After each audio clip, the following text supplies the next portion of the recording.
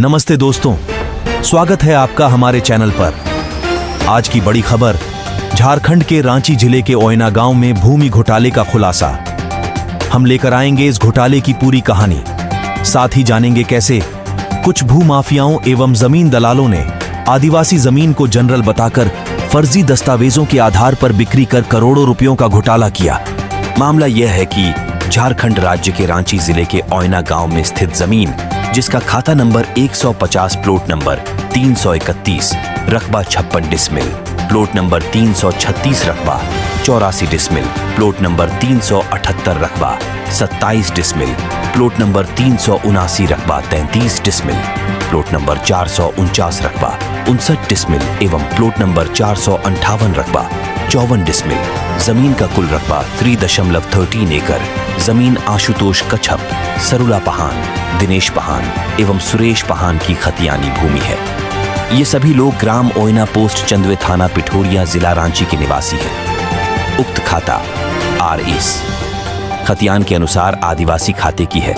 जिसे ओयना के कुछ जमीन दलाल और भू माफिया शोएब अहमद, बरियातू निवासी व मतियुर रहमान, कलीम अंसारी, आलम अंसारी ग्राम ओयना थाना पिठोरिया निवासी उक्त आदिवासी जमीन को फर्जी दस्तावेज बनाकर एवं अपनी खतियानी भूमि बताते हुए तथा आदिवासी खाते को जनरल प्लॉट दर्शाते हुए फर्जी तरीके से बिक्री कर दिया है। जब इस घटना की सूचना आशुतोष कच्छप एवं उनके भाइयों को हुई तो उन्होंने रांची व्यवहार न्यायालय सिविल कोर्ट में सभी जमीन विक्रेतागण एवं क्रेतागण के विरुद्ध मुकदमा दायर किया, जिसका केस नंबर 500/2022 है। उक्त भूमि पर हमेशा से आदिवासी लोगों का दखल कब्जा रहा है, परंतु मतियुर रहमान, शोएब अहमद एवं कलीम अंसारी वगैरह ने गलत तरीके से फर्जी दस्तावेजों के आधार पर उपरोक्त भूमि को बिक्री कर करोड़ों रुपयों का घोटाला किया है। इसके पूर्व में भी मतियुर रहमान के पूर्वजों ने आशुतोष कच्छप के पूर्वजों के विरुद्ध सन 1986 में न्यायालय में मुकदमा दायर किया था, जिसमें न्यायालय का फैसला आशुतोष कच्छप के पूर्वज लगन देवी वगैरह के पक्ष में हुआ।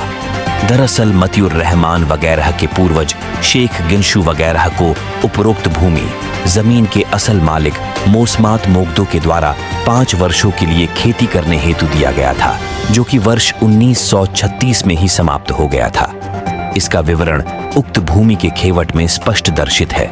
परंतु मतियुर रहमान वगैरह ने इस बात का नाजायज फायदा उठाते हुए गलत तरीके से फर्जी दस्तावेजों के आधार पर उक्त 3.13 एकड़ जमीन बिक्री कर दिए। जब मतियुर रहमान को आशुतोष कच्छप एवं उनके भाइयों द्वारा दर्ज केस के बारे में सूचना हुई तो वे घबरा गए एवं आशुतोष कच्छप, उनके भाई एवं उनके मित्र इकबाल अंसारी, जो कि ओयना ग्राम के निवासी है, को जान से मारने की धमकी देने लगे एवं गाली गलौज करते हुए कई बार जान से मारने की कोशिश भी किए। इन सभी घटनाओं के विरुद्ध आशुतोष कच्छप ने पिठोरिया थाना के थाना प्रभारी महोदय को लिखित शिकायत दी, परंतु उनके द्वारा अभी तक किसी भी तरह की कोई कार्रवाई नहीं की गई। मतियुर रहमान, कलीम अंसारी, शोएब अहमद एवं अन्य कुछ लोग बार बार आशुतोष कच्छप, इकबाल अंसारी, सरुला पहान, दिनेश पहान एवं सुरेश पहान को जान से मारने की धमकी देते रहते हैं एवं कई बार प्रयास भी कर चुके हैं, परंतु फिर भी पिठोरिया थाना द्वारा किसी भी प्रकार की कोई कार्रवाई नहीं की गई। जब मतियुर रहमान, शोएब अहमद एवं कलीम अंसारी वगैरह को पता चला कि न्यायालय में दर्ज केस की पैरवी व सुनवाई एक रामुल हक, ग्राम नेवरी पोस्ट नेवरी विकास थाना सदर निवासी के भाई अधिवक्ता अमीरुल अली मंजर के द्वारा की जा रही है, तो वे एक रामुल हक के ऊपर भी दबाव बनाने लगे, ताकि दबाव में आकर एक रामुल हक के भाई उक्त केस को छोड़ने पर मजबूर हो जाए। इसके बाद दिनांक 10 अक्टूबर 2023 को सुबह करीब 9-10 बजे इकबाल अंसारी एक रामुल हक के दुकान ग्राम नेवरी आए हुए थे, क्योंकि एक रामुल हक उस समय टाइफाइड बीमारी से ग्रसित थे तथा आपसी जान पहचान के कारण एवं उनके प्रज्ञा केंद्र दुकान में कुछ काम कराने के लिए इकबाल अंसारी एक रामुल हक के घर आए थे। इसके बाद मतियुर रहमान, कलीम अंसारी, शोएब अहमद, आलम अंसारी तथा अन्य 8-10 लोग इकबाल अंसारी का पीछा करते हुए आए एवं अचानक से एकजुट होकर वे सभी लोग एक रामुल हक के दुकान के अंदर जबरन घुस गए तथा इकबाल अंसारी का गला पकड़कर घसीटते हुए बाहर निकाले तथा उसकी हत्या करने के उद्देश्य से उसके साथ मारपीट किए तथा गला दबाकर हत्या करने का प्रयास किए। मारपीट देख वहां पर लोग इकट्ठा होने लगे, इसलिए वे सभी लोग उसका अपहरण करने का प्रयास भी किए ताकि वे इकबाल अंसारी को जान से मार सके। इकरामुल हक ने उसी वक्त इस पूरे घटना की सूचना मेसरा थाना ओपी एवं सिटी एसपी को दी, जिसके बाद मेसरा ओपी थाना के एएसआई जुल्फिकार अहमद पुलिस बल के साथ घटनास्थल पर पहुंचे। पुलिस को देख उन्होंने इकबाल अंसारी को छोड़ दिया और इकबाल वहां से अपनी जान बचाकर भाग गया।